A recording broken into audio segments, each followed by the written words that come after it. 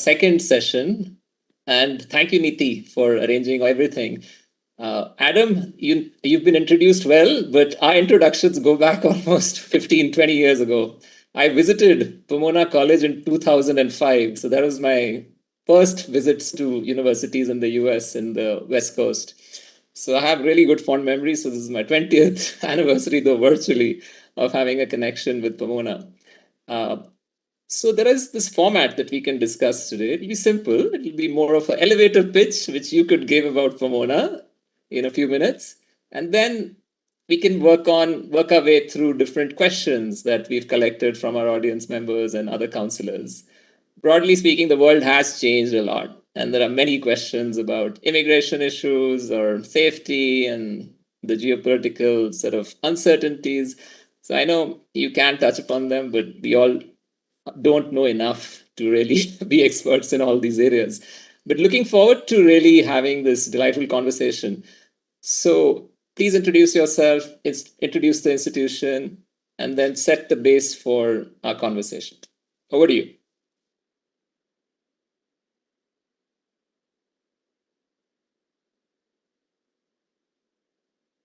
Adam, I think you're on mute. So. I pressed it. I apologize. I didn't press it hard enough. Thank you so much for inviting me on. This is really a privilege. You know, one of the great joys of having been at Pomona for 11 years now is that I have really seen the world as the director of admission at Pomona. I've been to India many times. I am the director of the international committee in addition to being the director of admission. So I've read and admitted an entire generation of students from India. And I was actually just having coffee with one of our graduates who is going back to Mumbai after graduation. And we had a conversation about this conversation. And, you know, one of the things that she reminded me about is that for so many families in India, there are still a lot of excitement about the United States. There's a lot of excitement about the liberal arts, but there isn't always that understanding of some of the fundamental differences. And so I'm excited to have this conversation today because I think that work of clarifying, that work of really, you know, speaking out about what we do and how it's a little different is really important for families. We have to keep doing it every day.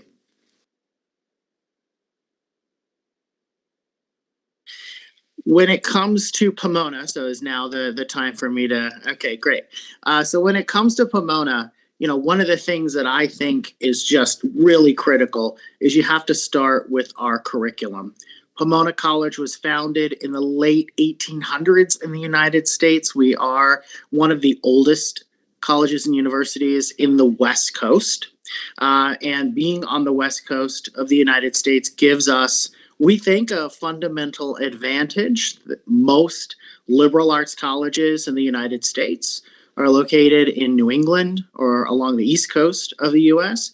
And there just are not as many liberal arts colleges with our particular curriculum, our particular approach on the West Coast. So if your family is really thinking about particularly location and geography in the United States, it's, you know, like India, the US is a big country, and you really do have to think a little bit about position and where you want to be. The weather's very different, the climate's very different, the culture can be very different, and we are luckily situated on the West Coast. And I think one of those, you know, fundamental things that we have in common with other great liberal arts colleges is that curriculum. We are going to educate you broadly in the very beginning, and then we're going to ask you to specialize a little bit later. That intellectual flexibility, that academic flexibility, that is going to create options for you that I think for so many students they need and they want and they kind of crave. And so the opportunity to be able to push into a liberal arts curriculum. Yes, you may have a major, you may have two majors. You're allowed to double major in a liberal arts curriculum. You may be able to study in another country. You will certainly engage in research. You'll have the opportunity as well to be near Los Angeles. We're about 56 kilometers from LA, which is the second largest city in the United States. So think about those opportunities for internships, for research, for employment after Pomona. Those are really, really important as well. Los Angeles is kind of the artistic capital of the United States. We have all sorts of, in fact, I have my coffee in my Mickey Mouse mug as a little salute to Disney World, Disneyland, to the Disney company. This is a center of creativity in the United States. This is the state of California is a center of innovation in the United States. And we work really hard at Pomona to make sure our students have all those opportunities to connect with that and learn from that. And then, of course, we also are part of what's called the Claremont colleges or the Claremont Consortium. So as you said, your visit 2 decades ago included visits to Claremont McKenna College, Harvey Mudd College, Scripps College, and Pitzer College. So together with Pomona, we form the Claremont colleges, and we are a consortium of 5 colleges, and the concept is very simple. You attend one school, but you can take classes at all 5. And you live at one school, but you can participate in clubs and activities at all 5. You can eat in the dining halls at all 5. We share library resources and course registration resources. So it's very easy to think of us as a slightly larger institution if you look at the Claremont colleges collectively. Pomona has about 1,700 students. That's pretty typical for a liberal arts college. And the Claremont colleges has about 5,000 students, 6,000 students. So really feeling more like a medium-sized university in the United States. A kind of average private university is about 6,000 to 10,000 students in the US. A typical liberal arts college is between 1,500 and 2,500 students. So Pomona, you really get sort of that best of both worlds. You get the small liberal arts college, small average classes, average class size is 13, low student to faculty ratio, that's 7:1. But then you also get the Claremont. So 6,000 students, 2,500, 2,600 classes to be able to take. There's no way you can take that many. 250 clubs and organizations. A typical liberal arts college has about 120. And so really thinking about all of those opportunities when it comes to the undergraduate education. And we are, of course, undergraduate focused. And that undergraduate focus gives us a lot of advantages when it comes to the student experience. I could go on, and I will sprinkle Pomona examples as we move through, but I know you got a lot of questions, so I'll end there. Yeah, I think what stood out was, that intimacy of the student experience and the connections that they form across the 5 Cs, the consortium. What is it really like? I think digging into experiences and cases would be something that would give our audience a picture of what it really means to study at a smaller liberal arts college, but which feels like a mid-sized liberal arts or mid-sized university. And what are those curated experiences which could lead students to explore and even figure student success metrics for themselves? Yeah, I think what it means is that you get a lot of attention, you get a lot of support, but you also get the option of more clubs, more research opportunities, more sort of cross-major collaboration, more people and students.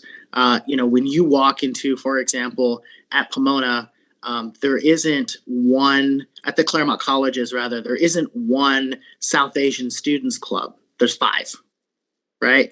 There isn't one math major. There's 5. Or one math department. There's 5 math departments. There are not, there's not one biology faculty where the faculty are doing research in labs. There's actually 3 biology departments in Claremont. So the opportunities for the experience are going to feel like any strong liberal arts college. Yes, you can major in economics. Yes, you can major in biology. Yes, you can major in physics or English or dance. But when you have the opportunity to then expand that, Pomona can't teach everything, but that's okay because Scripps has a terrific dance department as well. Claremont McKenna has an excellent political science program in addition to Pomona's politics major. So you can think of it as a very exclusive first-class extension of the Pomona experience. And it doesn't just go one way. So you might be in an economics class at Claremont McKenna one semester, and then you might have a Claremont McKenna student in your economics class at Pomona the next semester. So, other students at the Claremont colleges, Scripps, Harvey Mudd, Pitzer, CMC, they're also at Pomona taking classes, participating in extracurricular activities. And the one area where I think this is probably clearest is athletics. Because within the Claremont Consortium, there are 2 varsity sports clubs teams. So Pomona and Pitzer form one varsity team. Claremont McKenna, Harvey Mudd, and Scripps form another, completely separate Division III athletics team. Of course, we compete against each other. We are arch rivals, and we compete in the Southern California Intercollegiate Athletic Conference, which is teams from small colleges all over Southern California. So that includes Caltech and the University of Redlands and other smaller schools in SoCal. And so even when it comes to athletics, we have figured out a way to combine our strengths. And that means you're going to have more than just friends from Pomona, more than just research partners from Pomona, and more than just your single class opportunities for classes and majors at Pomona. It really works very well. Thanks again, Adam. There's something about student clubs. We can go on talking about academics and popular majors and what parents, counselors push students to consider. But the richness of the experience lies even beyond the classroom. And I think the liberal arts colleges have such a unique, intimate environment that only someone like you can explain it.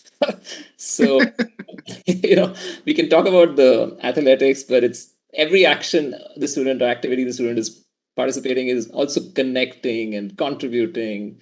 So, if you can elaborate a little bit more on that.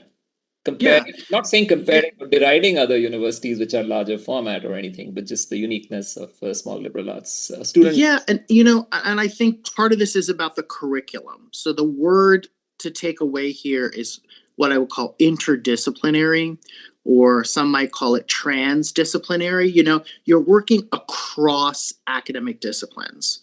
So nobody here sits inside of their what you might call academic house.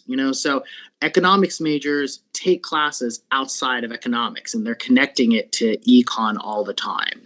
Students in history take a lot of classes outside of history and they're figuring out how to connect other majors, other information to their history major. And so what that really means is, one, you're learning important skills. We all know, and if you have a job today and you're a parent, you know that your job requires you to know about more than one thing. You know that your job requires you to connect a lot of information with a lot of other information. And that is fundamental to being successful. You're going to get so much practice with that as a student at Pomona, because that's fundamental to the curriculum. You can take that a step further and actually double major. So if you want to be a math and computer science double major, great. If you want to be an international relations and French double major, you can have 2 majors. That's no problem. So you can even formalize it within the curriculum. That improves employability. It improves opportunities for research. It definitely widens the circle of people you're going to meet and faculty that you're going to meet. And later in life, one of the things we hear from alums is it creates more job flexibility. One of the things that is true about this current job market is over the course of your career as a young person, you're going to have multiple careers, multiple jobs, and multiple professional areas. And what you actually need is not a perfect set of skills when you graduate. You need the ability to critically analyze information, to be able to connect information with other information, to invent and to create new ways of thinking, new ways of moving through what a job is. And that's the kind of flexibility that the liberal arts fundamentally, that's the kind of flexibility that the liberal arts gives you. And I would think of it less as a tool and more as a toolkit. And that's really what we're kind of creating when we say that the liberal arts provides all these opportunities. What we're really creating is it provides a whole lot of skills. And then you, as you move through life and you move through your career, you figure out which of those skills you need at that time to be able to solve the problems in front of you in the job you have. Thanks, Adam. The other thing many parents and students often ask is, like, if you're in a national board, transitioning into an American college experience has two parts, the intellectual capacity of the student and the facilities that they get on campus in terms of advisors and other support that they could get at the writing center. For instance, some of the students from national boards might not be well equipped to be trained in critical writing and presenting their ideas in a way that maybe students from other boards would have some preparation advantage for. So what are the resources, academic resources in particular, for international students? And this could be across other countries too, and you can share your experiences, not just from Indian students, but from others. Yeah, I mean, Pomona has all of these, but let me just talk broadly.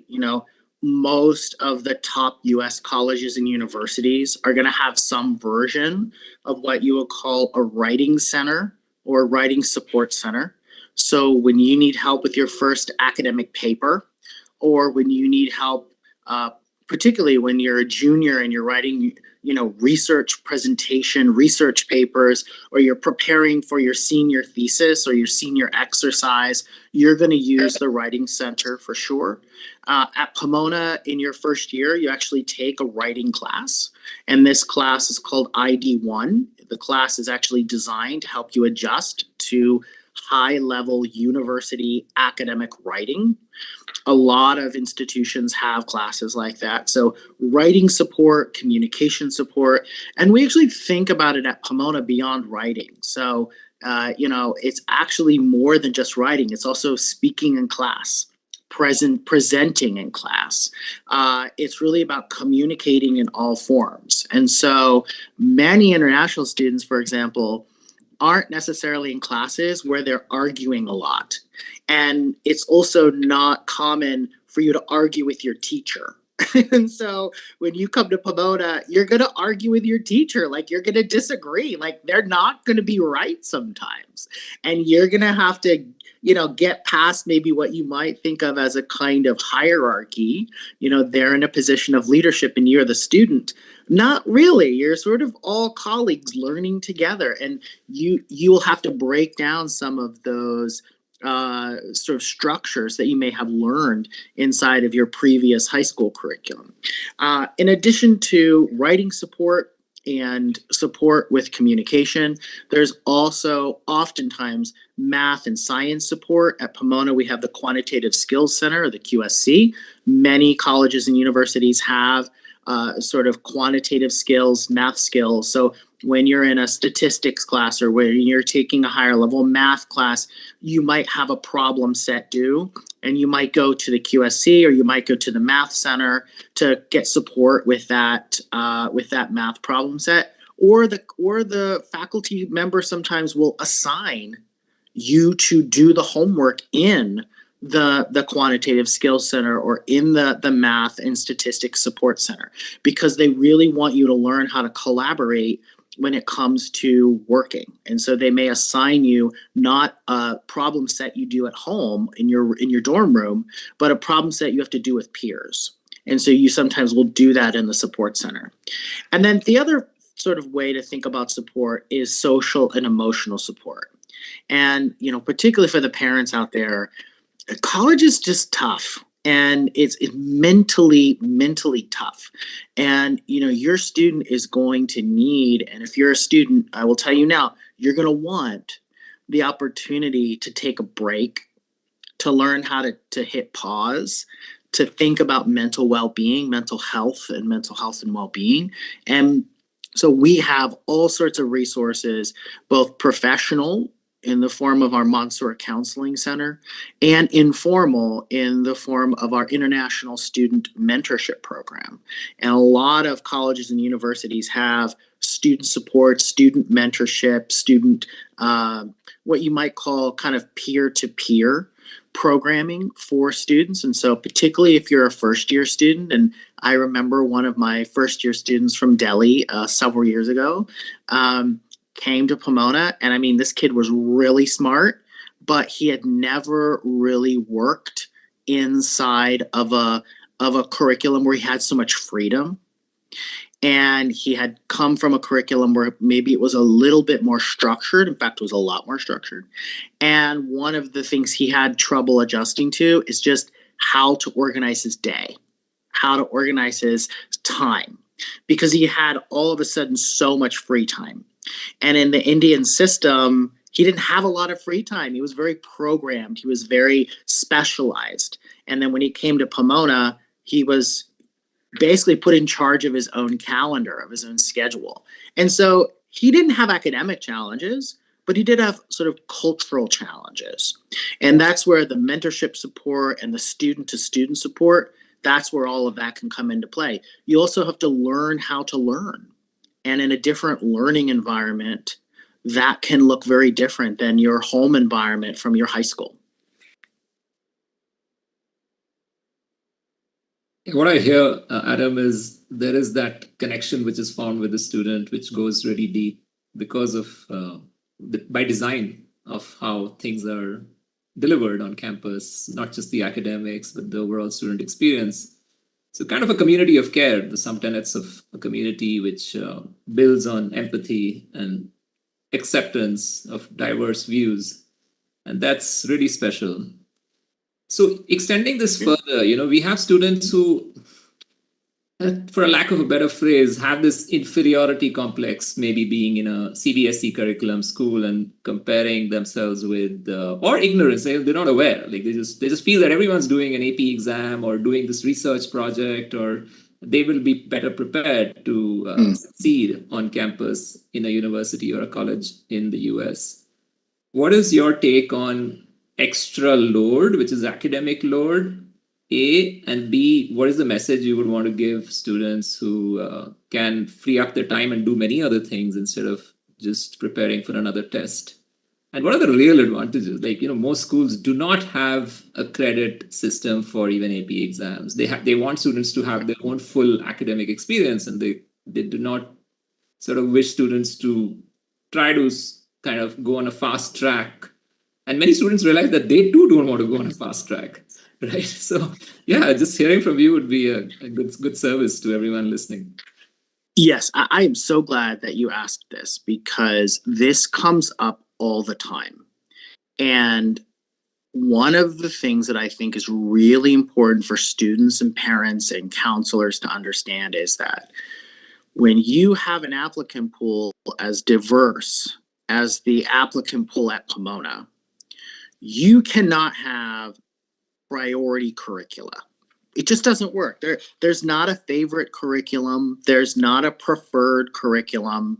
There is not one way to be prepared for Pomona.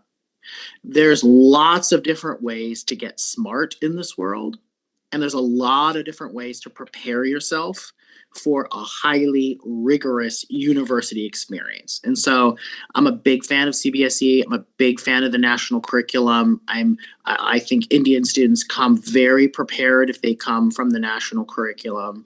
I think one of the things that is just different is the way in which you might specialize a little early, the way in which you sort of pick your courses and the structure.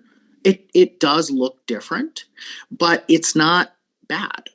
It's actually one of the blessings of the CBSE curriculum is that it forces students to think a little bit about why they're doing their particular academic area, and they know it a little bit more. They're a little bit more expert in some parts of the curriculum, and they come in with that expertise. And I think sometimes what they feel is because a liberal arts college curriculum might be a little broader than they're used to studying, that they're somehow less prepared.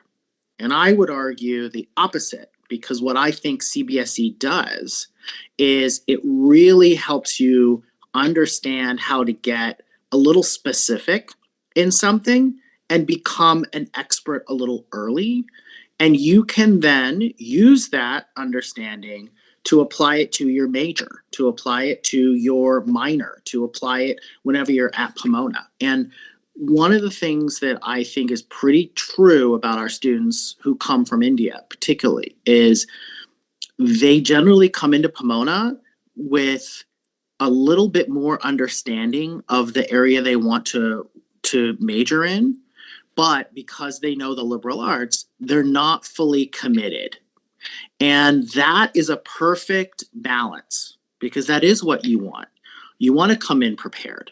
You want to come in familiar with some areas of learning that you really love, because that's what gets you excited about school. And you also want to come in with a healthy respect for the fact that you just don't know everything. And there is a lot of curriculum that you don't have any exposure to. And one of the things that I think is helpful is the first year experience at a lot of liberal arts colleges tends to emphasize breadth. But eventually it starts to feel a little international. You do have to become an expert in something. You have to pick a major, you have to do research, you have to connect all these things at a really deep level. You're going to leave a Pomona experience a true expert in an area or two. You're going to be really good in physics by the time you leave, if that's your major. You're going to be really good in sociology, if that's your major, or psychology, if that's your major, because you're going to have that depth of experience. And I think one of the challenges can just be becoming familiar with stepping back and being a little more exploratory. Because I think particularly for Indian students, no, maybe not particularly for Indian students, it's true for a lot of international students, there is often a pressure to connect your major to a professional career way too early. I mean, it's just way too early. There's no need to want to be a doctor at 17 or 16. It makes no sense. You don't know enough about yourself. You don't know enough about what you're good at. You haven't been exposed to a broad enough number of things. So the liberal arts college argument is this is not really a way to think about a career. That's our pitch. There's other curricula that would disagree with us, right? But our pitch in the liberal arts is no 16 or 17-year-old knows themselves well enough to know that when they get up on their 17th birthday, they know exactly what they want to be. And we think it's unfair to ask students to make that choice. And so we in a liberal arts curriculum would argue, these are wonderful careers. We need doctors, we need lawyers, we need researchers, we need business people and entrepreneurs. We just want you to delay that decision for a couple of years. We want you to be thinking about this in your early to mid to late 20s, not in your late teens, because you need more exposure to more things. You need more people in your life. You need more life experiences to collect and think about before you can really make those decisions. And there are plenty of international students at Pomona who major in the area they say they're going to major in. But most of those people don't end up doing the jobs they think they're going to do with that major when they apply. And I think that to me is the real key. You can come in as economics and you can leave as economics, but what you gain is the ability and the understanding that there's a lot more you can do with economics than you think. And I think that's a win. And I think anytime we can expose students to the idea that what you're passionate about, what you love, has many more applications than what you think it does, that's the true, I think, confirmation of why the liberal arts is so important. Excellent. I think it's the journey and not just defining the purpose really too early. And this generation in particular is growing up with information at their fingertips. Information not necessarily is knowledge, which we all know. Yeah. And I would agree with that. And it does take time to realize and process information to consider it to be knowledge or wisdom. Yeah, I mean, to go off of that, how many students, if they were to ask their mom and dad, how many of their parents would think that artificial intelligence is as important as it is now or is going to be in the future? How many of their parents would have thought that when they were 18 or 19? I guarantee you almost none of them, very few of them, right? They probably would have said technology is going to be important. They probably would have said science is going to be important, or the way we think about our relationship with technology. But they could have never imagined that artificial intelligence and the AI would become the pathway for how some of this is actually going to play out in the world in the future. And that's what I mean by the broad preparation, and you worry about the specifics later.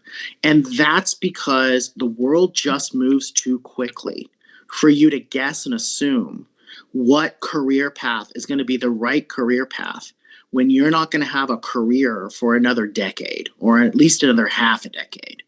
And so that's why we think early exposure is important, but too many specific decisions on careers is a little risky. Yeah, this is a good segue into careers for sure, because when you say to a typical family in India that okay, careers will be 10 years later, they'll be like freaking out pretty much. Yeah. Right. So what perhaps you mean is that they obviously get on with life to get jobs off campus if they choose to or study further, but there's always that calling which will take its own time. It's not necessarily the first job that could lead them to their final destination or calling. So how do you think the Career Success Office supports international students in particular to think through all of this? What kind of advising which kind of intersects with the career support staff to give them that framework to make some of these decisions, which industries, which careers? A student could be loving 3 things and studying 3 things, and they might be as confused as anyone who's probably not even going to college. So it's like really parents might consider what happened. So it's important to address that question. Yeah, I mean, I think fundamentally this starts with, if you know yourself, you will know your path. And I think students have to get to know themselves. They have to be in touch and in tune, not with what just their skills are, but with what their passions are and what their interests are. And that is fundamental to a liberal arts experience, is reflective exploration of what makes you happy. And there's a lot of adults who are successful and unhappy. And they're in careers that are certainly important, but they might not necessarily be exactly what that person really feels like they want to do. And what we do as a liberal arts college is we have an entire advising system with faculty who are the professors, with students who are sort of in what we call a sponsor group, which is kind of a group of senior students who advise a group of junior students. Kind of, you get the wisdom of their experiences. We have identity-based mentorship groups, like I talked about earlier, the ISMP, the International Student Mentorship Program. And in fact, this is what I was just talking about with my student from Mumbai. There's a lot of informal mentorship as well. And fundamentally, the question all of us are asking students is the same, which is, why? Why are you pursuing this? Why are you doing this? Why does this matter to you? What has changed in your life that makes this particular area more important now than it was last year or the year before? And so that critical self-reflection is fundamental to a liberal arts experience. And I think the phrase that I like to use that I think is so true is that liberal arts college students, I think, come out a lot more self-actualized. They know themselves a little bit better. And that generally leads to better decisions. And so you may come out of Pomona, or you may come out of a liberal arts college experience, and you may decide, I want to work for a few years before I go to graduate school. Totally fine. That's actually very common.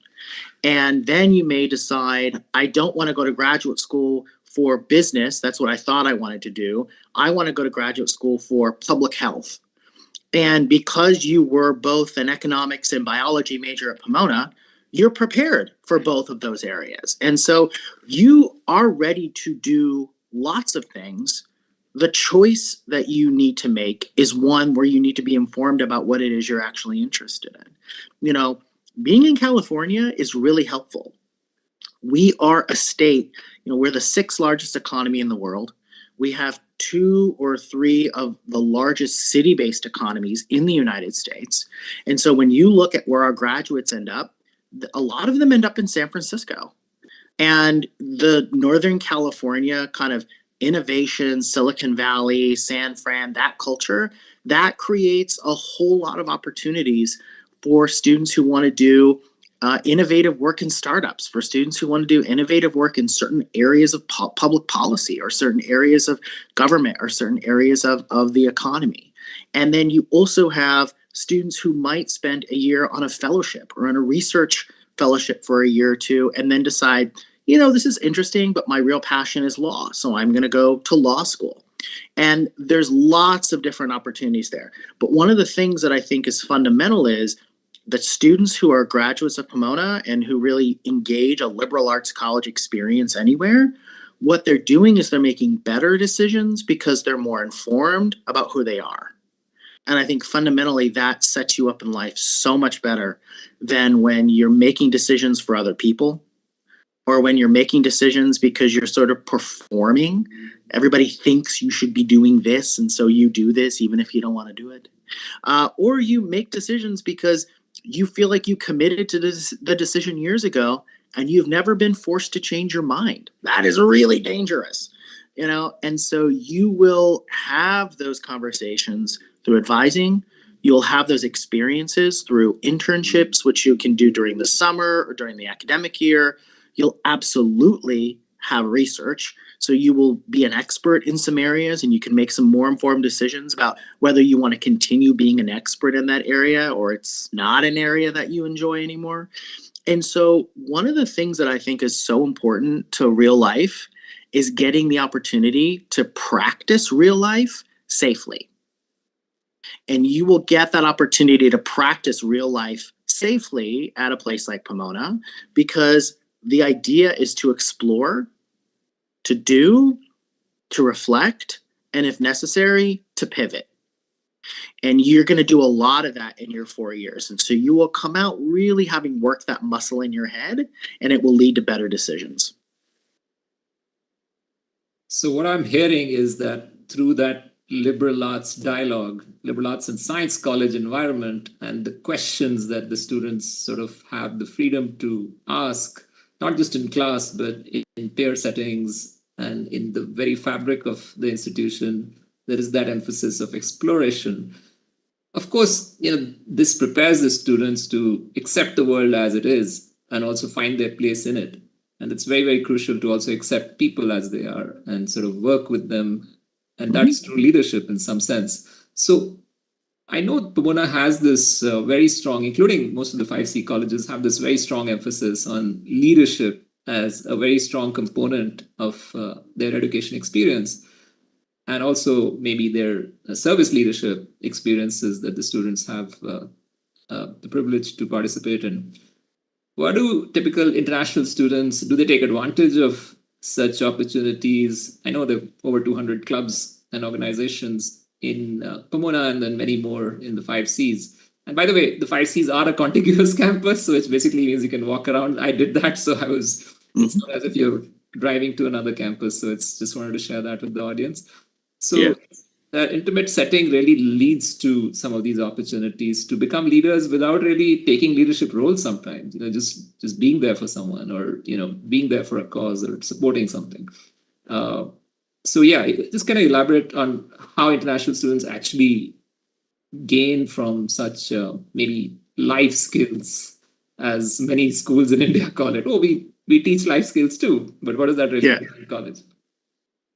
Yeah, I mean, there's sort of the formal realm, which you are described well, and there's the informal realm. And so the formal realm is clubs and activities, it's student government, it's research presentations, it's work with faculty, it's work inside of classrooms. And so there's a formal curriculum where you're practicing leadership skills every day. And the student from India who I was talking about earlier, she was the junior class president. So she was president of her class last year. And she had a very formal, very high profile leadership role. And the sophomore class president her year was from Hanoi. They were two international students and they were the leaders of student government. And so if you want those very formal leadership roles, you can have those. We have clubs and organizations that sometimes match and mirror particular majors. And so we have what's called Sage-Hen Capital Management. So if you're an economics major and you want to learn about investing, there's a club where you can actually be in the investment club in Sage-Hen Capital Management. If you're interested in pre-law, there's Mock Trial or Model United Nations. Those are formal clubs. You can rise through the ranks and be the leader of those clubs. So that formal space is an important one. But I think it's equally important to acknowledge the informal spaces. You know, you're going to go to lectures in the evening with incredibly interesting, dynamic, important people. You're going to learn the lessons of leadership by being in conversation with leaders themselves. You're going to have access to thinking about what your leadership philosophy is and how you are developing that leadership philosophy. So for some, servant leadership is an important one. For others, it might be thought leadership. So actually, I just read a fantastic op-ed in the student newspaper that was talking a little bit about Pomona's response to some of the U.S. federal government questions and inquiries that we are getting right now. And, that was a really important, interesting, reflective op-ed. And it was written by an international student from Toronto. And so you might be thinking about thought leadership. You might be thinking about leadership in a particular area. Environmental analysis is a major that we have at Pomona. Environmental studies, climate change, our response on sustainability initiatives, our ability to connect students to the blue economy and the green economy. Those are really important things. You may want your leadership experience to be in these various spaces so that you can understand what the sort of environmental impact of climate change is going to be if you want to work in the blue economy or the green economy. And so your leadership is a little more specific, not as broad. So there's really a lot of opportunities to do that. But I think the takeaway is you will also be in a very diverse environment where there's a lot of other people who have a lot of opinions on what leadership is. And so you'll be able to talk about that and argue about that over the course of your time, and you'll be exposed to a lot of different perspectives.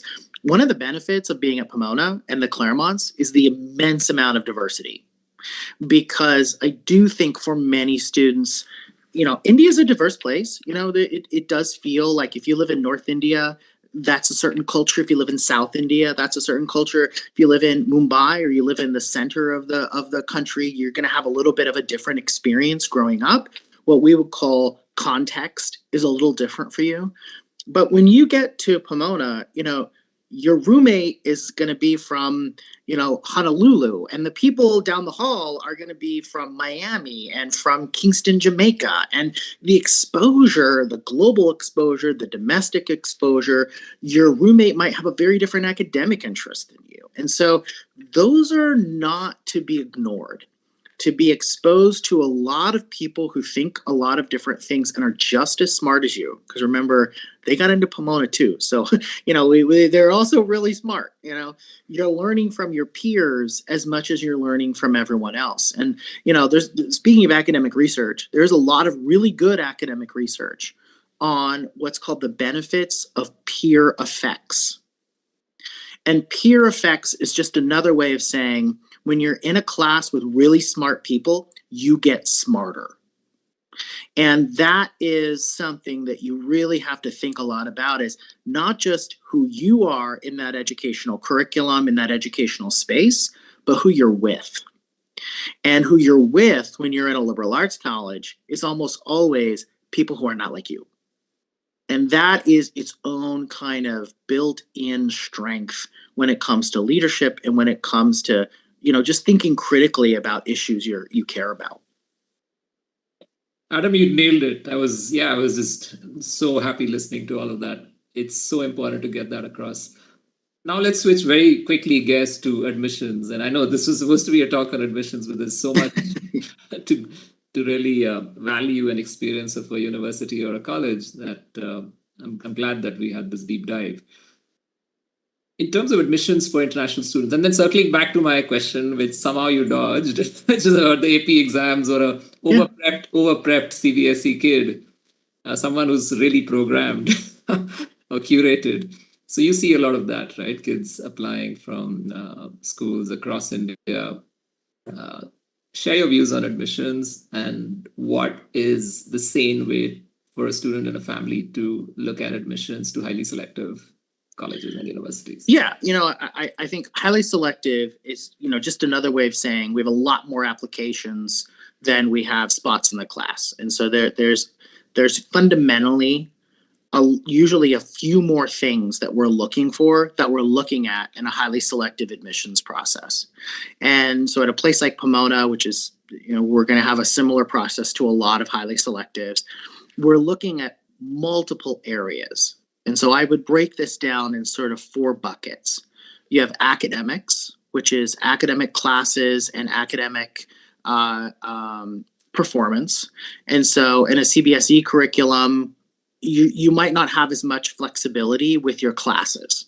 So you're going to have maybe a little more structure, a little more specialization. That's fine. That's not something you really can worry too much about. What you can worry about, though, is your performance. And so, for students in a CBSE curriculum, where you're looking at graded performance, you do want to be kind of in that top group. You do want to be succeeding, doing very well across the board in your academic courses. And sometimes for some students in India, grades 9 and 10, early high school, looks a little different than later high school, so 11 and 12. And so you're going to have a little bit of a switch. For some students as well, you might change curricula. So you might go from one curriculum in middle and lower high school to another curriculum in upper or secondary, senior secondary high school. All of that is fine. We don't care about that as much as we care about academic performance inside of that curriculum. And so after academics, which is classes and grades in those classes, we're looking at extracurricular activities and leadership. So how are you spending your time outside of class? Because as we just talked about for an hour, there's a lot of things you got to do in a highly rigorous environment like Pomona and many of our peer schools that's non-academic. And so we want some evidence that you're willing to participate or interested in a residential community and what it means to be a member of an academic community where you're living here full time. Third is going to be essays and writing. And, I cannot underscore how important it is to get familiar and get comfortable with writing.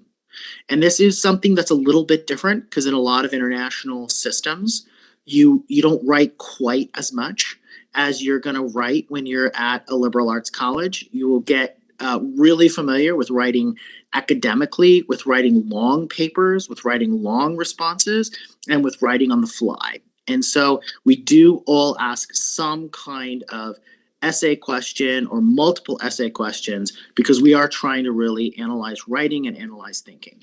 And then we have teacher recommendations and counselor recommendations. So ultimately, you need those adults in your academic space, teachers and counselors, to write on your behalf to highlight skills, highlight strengths, sort of talk about who you are as a young person now. And so relationships with teachers and counselors are important. So don't don't take that for granted.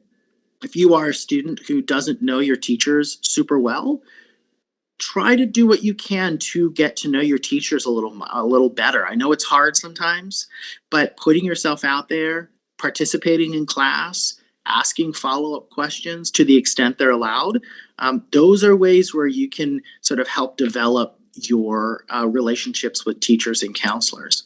And then finally, for many highly selectives, there's a range of testing policies. Some highly selectives are test required now. Many have gone back to requiring an SAT or an ACT. Some, like Pomona, have stayed test optional, so we remain test optional. There's many highly selectives that are also test optional. And then there's other policies like test flexible, test preferred.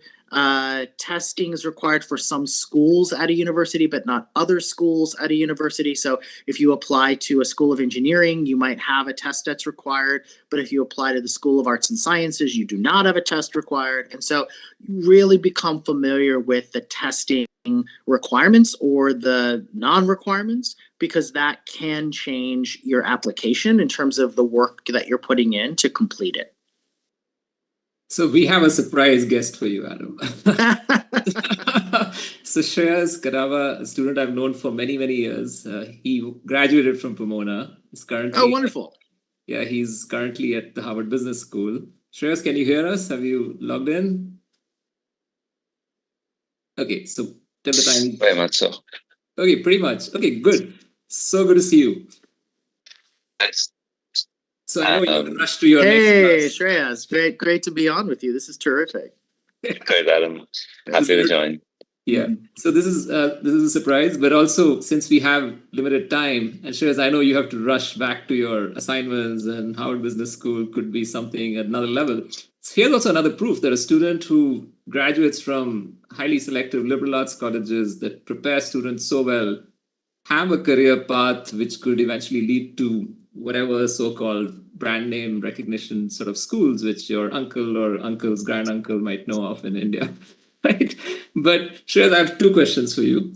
One is, colleges are also about lessons you learn and how you develop sincerity and humility along the way. So what do you think will always stay with you from your time at Pomona? So much. Pomona is a really special place. For me, it's a class of 450 kids the year that I went. I don't know how many they have these days. There were 7 Indians, of Indian nationality in my year. That's the fewest Indians that I've been surrounded with in my life. And I think I'm close to maybe 4 of those 7, really, really close. But then, of course, part of the decision to go there was to shock the system a bit.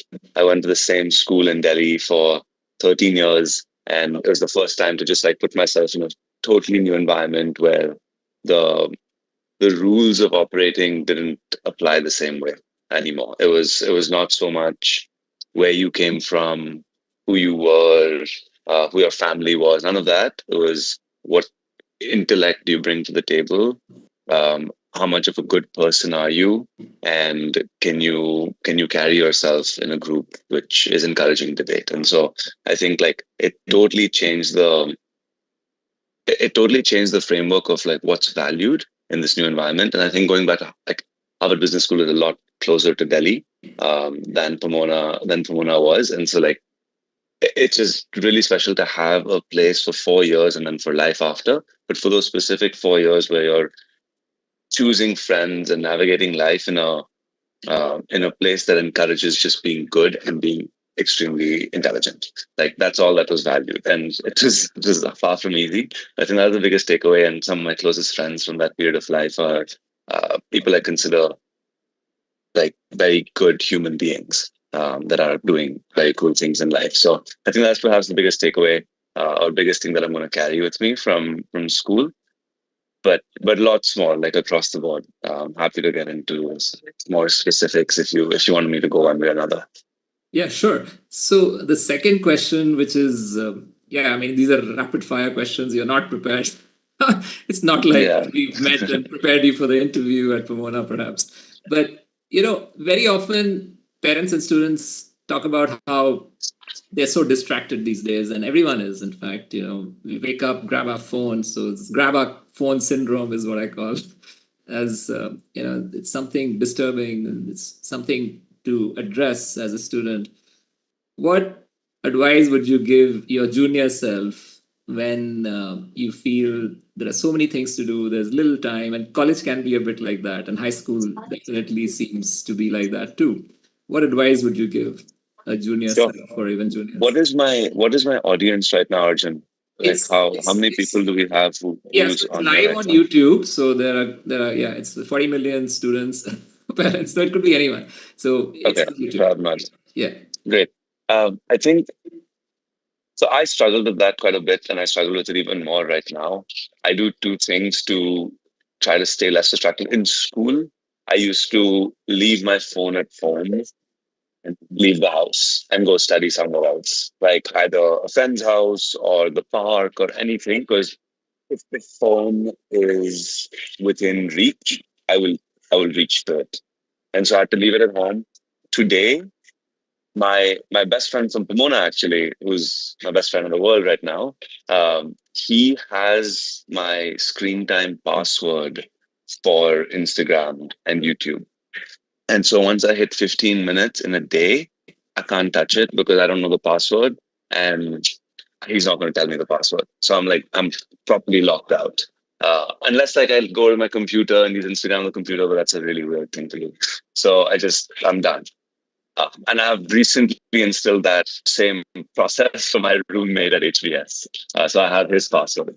Uh, I think look, like it's really easy to go into consumption mode. It's easy to get distracted, and it's a very active process to not distract yourself.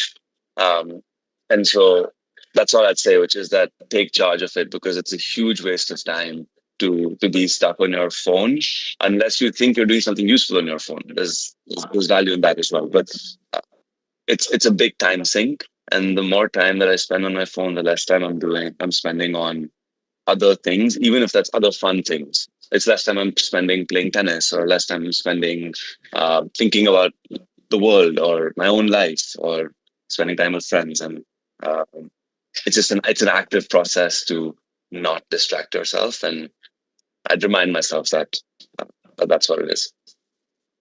Thank you so much, Shreyas. This is such a So, words of wisdom definitely resonate with me for sure, and some tips for everyone, including anyone of any age for that matter. So get a buddy, make yourself accountable, reward yourself when you stick to your plan. So amazing. yeah. If you have time, Adam, if you have questions for him, like I know you, you can go ahead and ask.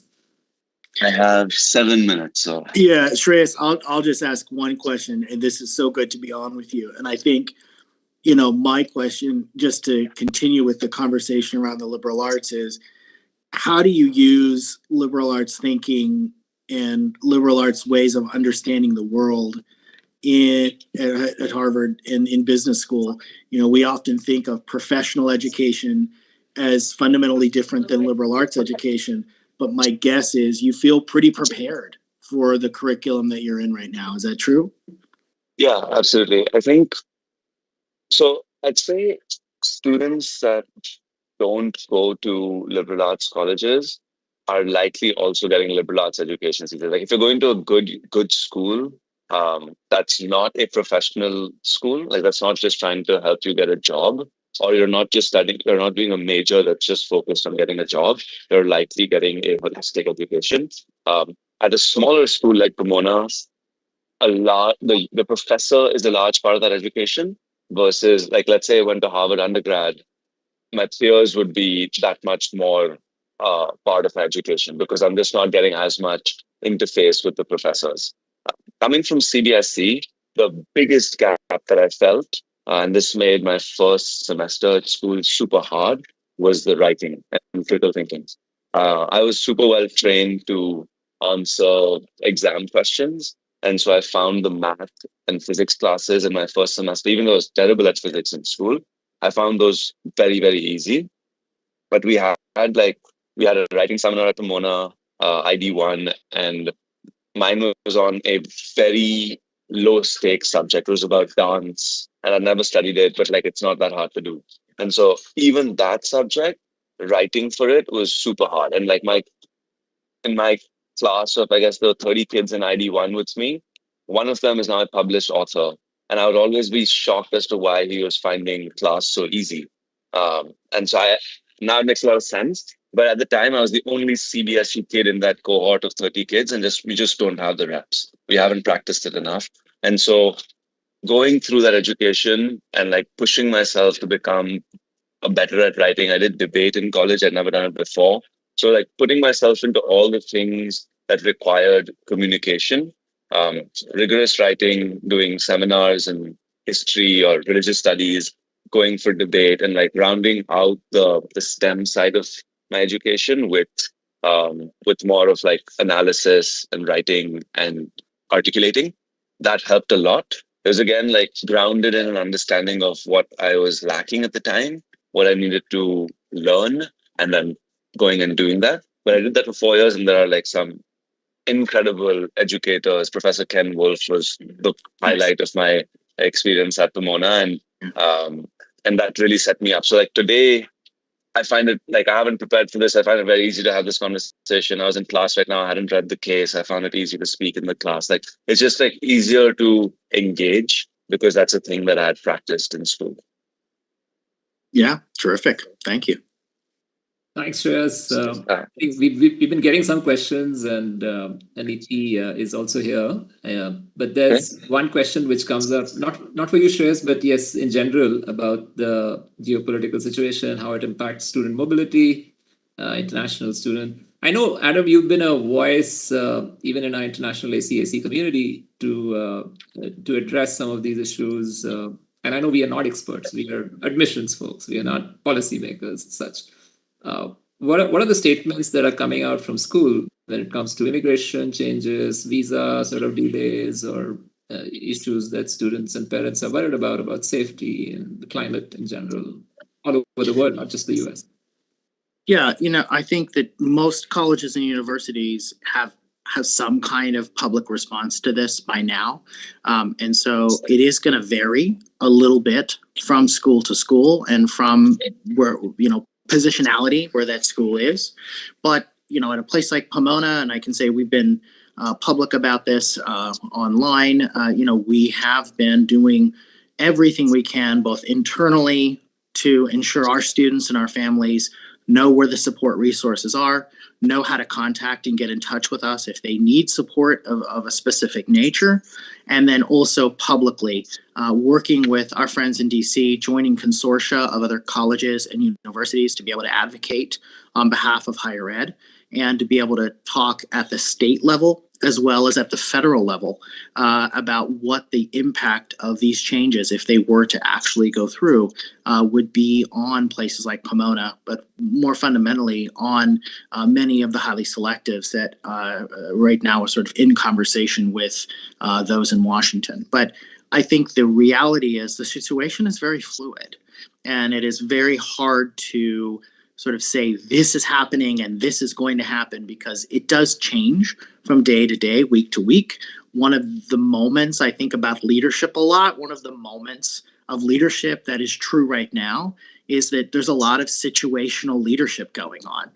There's a lot of leaders who are sitting inside of a context of this is what we're doing this week, this is what we're going to do next week, and then we're going to wait for something to happen, and we're going to support when something changes. And that is where we have been. And so I don't think that's going to change in the near term. So my comments to the public or to students would be to be in touch with that college or university and to reach out to receive the support that you think you need as you're trying to transition over or get the visa or get support because you have a visa. Thank you so much, Adam, and thank you, Shreyas, for joining us. I know last minute, but it worked out all right. And happy to be here, guys. Yeah, look forward to having you again. So nice to see you, Shreyas. Yes. So thank you, Niti ma'am. So we'll close now. And in case you have something from the chat list, if there's something, then we can ask a question. Else, it's time already, and it's been such a delightful conversation. So I'm assuming there's no question anymore. Okay, there were a few questions, but I think we've already answered a lot of them. Right. And I think Shreyas is around. No. So just one very interesting thing that I like to take from Adam. I think one or two queries, and then we might wrap up the session for today. There is somebody who's asking, have you observed any shifts in the way students are presenting themselves in recent admission cycles? Okay, so Adam, please. Yeah, we can certainly end on that. One of the shifts is definitely been that I think students feel like they do need to speak to what I would call collaborative learning, community learning. And I do think there is a tendency to think about yourself when you're applying and to think about your accomplishments. And so I think there's a bit of for a long time, there was a default to say, here's what I've done, here's what I'm doing, here's my wins. And I have seen the language shift. I think this generation of students, they're much more aware of their friends, they're much more aware of their communities, and the language from I to we, from me to us, I think those are really important shifts, and I like that. I think that signals a kind of self-awareness about a student in some kind of situation or some kind of context that actually, to me, senses more community, which is fundamental to the liberal arts. But it also really aligns with where I think students are. I do think that most young people today, they look at the world and they realize that their individual actions have an impact on other people, and that the things that they do may actually change the lives of people they don't know. And there is a kind of, I don't want to lean too much into it. I don't think it's like a highly moral thing, but I do think it is a community collective thing. And I love that because I think it speaks to values. I think it speaks to ways that you want to see problems solved. And I think it speaks to a student being aware that they, as a person, have the ability to impact not just themselves, but the people around them. And I think that's a hopeful sign for the future of leadership, a hopeful sign for the future of sort of who is going to be in charge. I look at young people today and I get optimistic. Like, I think these are great kids and they're trying to do big things. And I think we need to do everything we can as adults to give them opportunities to support those interests, to make sure that they are able to do what they want to do in the ways they want to do it. That's excellent observation. I think we all agree to that. And one last question. I think after that, Arjun, you can take it over. And this is from one of our counselors and teachers. It's similar questions have come from 2-3 people. I'm just putting in one. What kind of teacher or counselor recommendation are particularly helpful to the Pomona admissions committee? Because this is a very crucial thing. Every time every university in the US and the UK and others, they do need recommendations. And the teacher here or the principal or the counselor, whosoever, they really wanted to know the difference between what you as liberal art institute wants, then the others who are just looking for some sort of a recommendation about the student as such. No, there's a great question, and I thank the person for asking it. There's a 3-part test, and these are the 3 parts that I look for. I want context in the classroom. You're the teacher, you're the counselor, you know who that student is in your school classroom, in your school community. I would like, to the extent you have it, context in the school or in the region or whatever that sort of looks like in your system. Context in the classroom, context at the school level, and then I want examples. So, okay, you're really thinking about, here's the student as a learner in my class. Here's how this student, maybe they're also participating in extracurricular activities. They're on the rugby team and they're the head of finance for their class. And they're also sort of just curious and intellectual, and they talk to you a little bit outside of class. That's kind of who they are in the school and in the classroom. Then I want a few examples of how do you know that? And really just 1 or 2 is fine. You don't need 10. But we're really looking for, half a page, 3/4 of a page, a full page of writing. And that's normally how I think about it, because when we have conversations in committee, when we're making decisions, the questions that we start with is, what is the student's academic performance? Who is this student outside of class? And what are they going to contribute to Pomona? Okay. And you as a teacher or a counselor can help answer all three of those questions if you kind of follow that 3-part test.